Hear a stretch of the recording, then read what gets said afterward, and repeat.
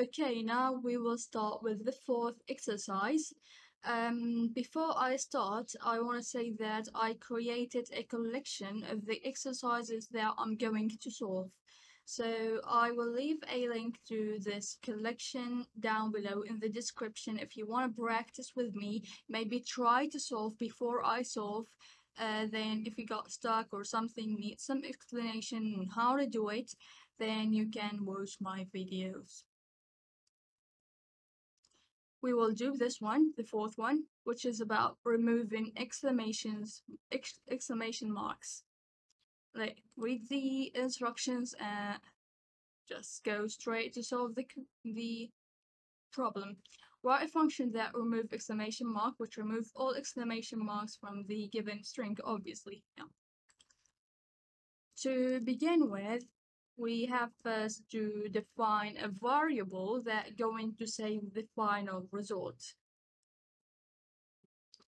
So all I'm going to do is just to define a variable from the type string because the outcome or the output will be string.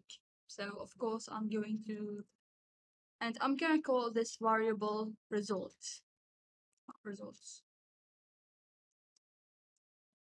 So they gave me in the argument a string called str.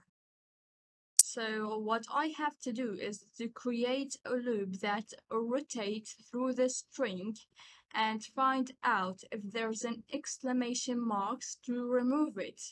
If there's an exclamation mark, then we will skip it and just add the other char. So let's just find out how we can do it. So we will create our for loop. Let's say charge C, for example. You can use any C, D, whatever you want, but we have to do like a char that because it can rotate through the string. Then we are going to rotate through str, the string str. Then we want to check if there's an exclamation mark or not. So what we have to do is to write an if statement to check if C doesn't equal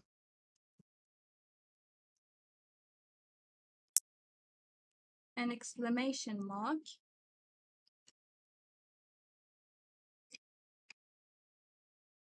then therefore I can say result and add C to it. So the result is empty currently, but when C is rotating and checking that this character is not an exclamation mark, it's going to be stored in result and it's going to be added in result. And that's how it's done. At the end, we have to return our value, which is result.